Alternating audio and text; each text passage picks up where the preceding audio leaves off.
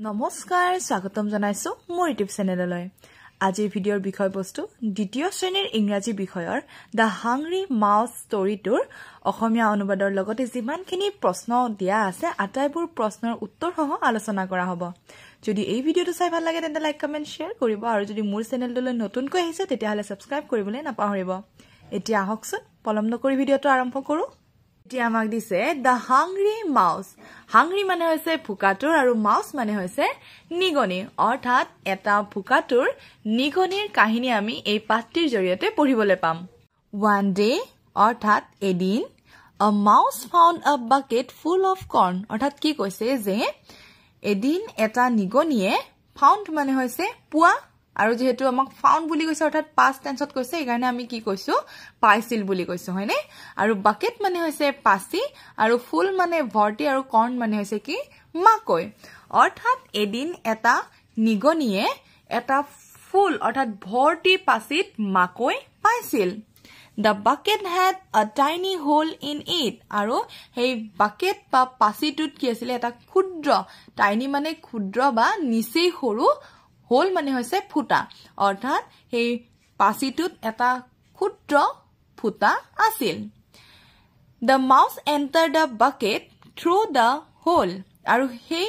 নিগনিটোৱে কি কৰিছিলে সেই পাছিটোৰ ভিতৰত সেই ফুটাটোৰ মাজেদি সোমাইছিল There was plenty of space for her to move inside আৰু কি কৈছে যে তাত সেই নিগনিটোৱে যেতিয়া পাছিটোৰ ভিতৰত সোমাইছিলে তাত মানে বহুত জায়গা আছিল যে তেও যাতে ইফালে ইফালে লৰসৰ কৰিব পাৰে তেনেকুৱাকৈ বহুত জায়গা বা ঠাই আছিল She ate a lot of corn in the bucket আৰু তাই বহুত পৰিমাণৰ কি কৰিলে মাকৈ পাছিটোৰ পৰা খাই পেলালে Her tummy became full আৰু এতিয়া তাইৰ কি হৈ গল পেটটো ভৰ্তি হৈ গল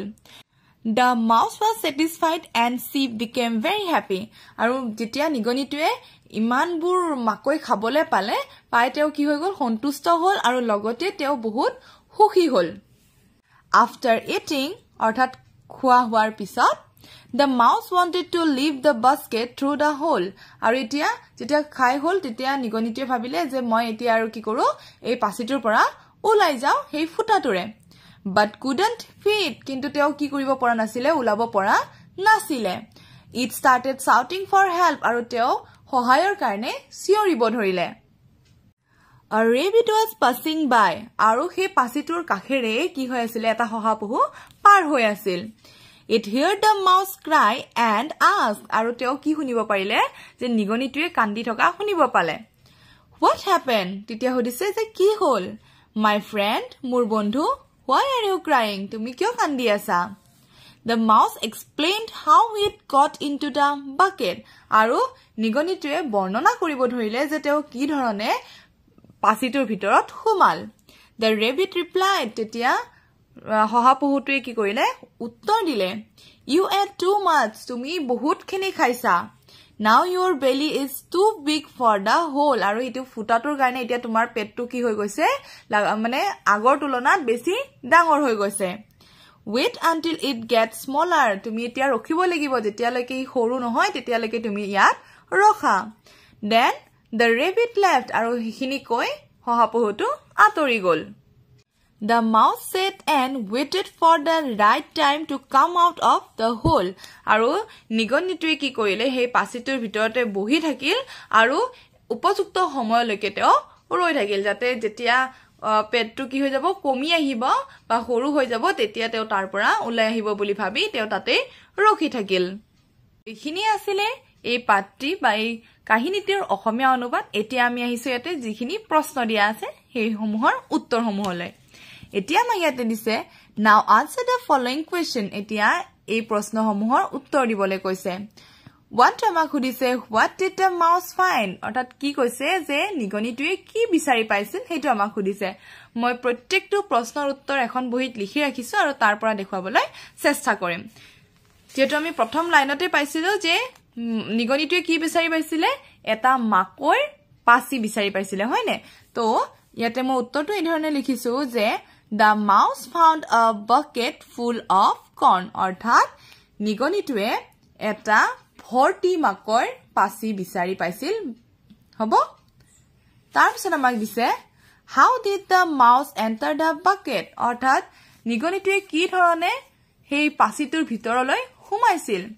the mouse entered the bucket through the hole অৰ্থাৎ নিগনিটোৱে সেই পাচিটোত থকা ফুটাটোৰে সোমাইছিল তাৰপিছত দিছে what did the mouse eat নিগনিটোৱে কি খাইছিল অৰ্থাৎ নিগনিটোৱে তাত কি খাইছিল এটো আমাক খুদিছে ইয়াৰে উত্তৰটো হ'ব যে the mouse ate a lot of corn in the bucket অৰ্থাৎ পাচিটোত থকা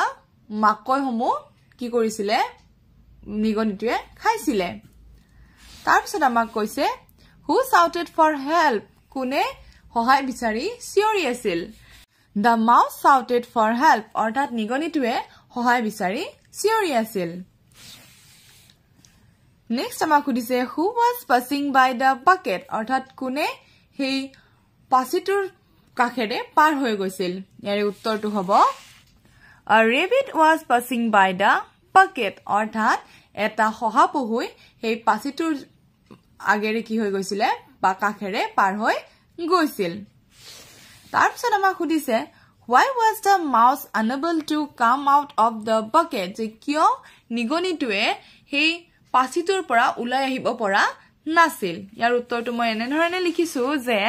the mouse was unable to come out of the bucket because she ate too much corn from the bucket অৰ্থাৎ কি কৈছো ইয়াতে যে নিগনিটো হেকাৰণে ওলাব পৰা নাছিলে কাৰণ তেওঁ কি কৰিছিলে বহুত পৰিমাণে বা বহুতখিনি মাকৈ পাচিটোৰ পৰা খাইছিলে হেকাৰণে তেওঁ কি কৰিব পৰা নাছিলে তাৰ পৰা উলিয়াব পৰা নিজক উলিয়াব পৰা নাছিলে এতিয়া মই প্ৰত্যেকটো প্ৰশ্ন সহ উত্তৰ এবাৰ পঢ়ি দিবলৈ চেষ্টা কৰিছো যাতে সকলোৱে ভালদৰে লিখি ল'ব পাৰে এতিয়া আমাক এক নম্বৰটো দিছিলে যে what did the mouse find ইয়াৰে উত্তৰটো আমি এনে ধৰণে লিখিম যে the mouse found a bucket full of corn আকৌ এবাৰ কৈ দিছো the mouse found a bucket full of corn তাৰপিছত আমাক 2 নম্বৰটো দিছে how did the mouse enter the bucket answer the mouse entered the bucket through the hole তাৰপিছত আমাক দিছে what did the mouse eat answer the mouse ate a lot of corn in the bucket তাৰপিছত আমাক দিছে who shouted for help answer the mouse shouted for help 5 number দিছে who was passing by the bucket answer a rabbit was passing by the bucket 6 to আমাক দিছে why was the mouse unable to come out of the bucket answer the mouse was unable to come out of the bucket because she ate too much corn from the bucket হবো এখিনি আছিল ইয়াৰ প্ৰশ্নসমূহৰ উত্তৰ আৰু যিখিনি ক্ৰিয়াকলাপ দিছে এখিনি এতিয়া আমি আলোচনা কৰো এতিয়া আমাক দিছে rearrange the letters and form words অৰ্থাৎ ইয়াতে অমিল কৈ দিয়া আছে আৰু আমাক হেতু মিলাই লিখিব দিছে ইয়াতে যি ধৰণে দিয়া আছে a y o g এটো কি হ'ব yoga হ'ব এটো দিয়া আছে s w a h এটো হ'ব was এটো দিয়া আছে h b a t এটো হ'ব but r u b h s এটো হ'ব brush তাৰপিছত এতিয়া আমাক আকৌ দিছে rearrange the words to form meaningful sentences অৰ্থাৎ আমাক এইগিটাও কি দিয়া আছে খেলিমেলি কৈ দিয়া আছে এটো আমি কি কৰিম শুদ্ধকৈ ভালদৰে লিখিম হ'ব ইয়াতে দিয়া আছে যে play day football every day ইয়াৰে উত্তৰ হ'ব they play football every day তাৰপিছত দিয়া আছে to we swim like ইয়াৰে উত্তৰ হ'ব we like to swim তাৰপিছত দিয়া আছে milk for I my breakfast drink ইয়াৰে উত্তৰ হ'ব I drink milk for my breakfast এতিয়া আমাক দিছে let's be healthy and be a winner put a tick on the habits you have অৰ্থাৎ কি কৈছে যে ইয়াতে দি থকা গুটেগিতে আমাৰ কি স্বাস্থ্যটো ভাল দৰে ৰাখে অৰ্থাৎ সুস্বাস্থ্য কৰি ৰাখে আৰু ইয়াৰে কোনটো হ্যাবিট বা কোনটো অভ্যাস আমাৰ আছে হেতু টিক মাৰ্ক দিবলৈ দিছে হ'ব এতিয়া ফাৰ্স্টটো আমাক দিছে wash hands before eating food অৰ্থাৎ সদায় খাদ্য খোৱাৰ আগত কি কৰিব লাগে হাত ধুব লাগে make the bed নিজৰ বিছনাখন সদায় নিজে বনাব লাগে use the bin অৰ্থাৎ কি কৰিব দিছে যে সদায় জাবৰ জোথৰ পেলাবৰ কাৰণে ডাস্টবিন ইউজ কৰিব লাগে eat green vegetables and fruits আৰু কি কৈছে যে সদায় ভেজিটেবলছ অৰ্থাৎ শাক পাচলি আৰু লগতে ফলমূল খাব লাগে তাৰপিছত ইয়াতে দিছে have a bath daily সদায় গা ধুব লাগে turn off the lights when not in use যেতিয়া আমি লাইট বা ফেন যিকোনো হওক যদি আমি ব্যৱহাৰ কৰা নাই তেতিয়া আমি কি কৰিব লাগে সুইচটো অফ কৰি থব লাগে do exercise সদায় শাৰীৰিক ব্যায়াম কৰিব লাগে wear clean clothes সদায় সাফা কাপোৰ পিন্ধিব লাগে help others সদায় অন্যক সহায় কৰিব লাগে trim nails নখ সদায় কাটিব লাগে say sorry please and thank you আৰু যিমানে নহওক আমি কেতিয়াবা যদি ভুল কৰিছো তেতিয়া হলে আমি সৰি ক'ব লাগে কাৰোবাক যদি অনুগ্ৰহ কৰিছো তেতিয়া হলে আমি প্লিজ ক'ব লাগে আৰু কোনোবাই যদি আমাক সহায় কৰি দিছে তেতিয়া হলে আমি থ্যাংক ইউ ক'ব লাগে study daily আৰু সদায় নিজৰ পঢ়াখিনি কৰিব লাগে have meal with my family আৰু পৰিয়ালৰ লগত খাদ্য খাব লাগে come to school daily বিদ্যালয়লৈ সদায় যাব লাগে greet friends আৰু নিজৰ লগ বন্ধুবিলাকক সদায় শুভেচ্ছা জনাব লাগে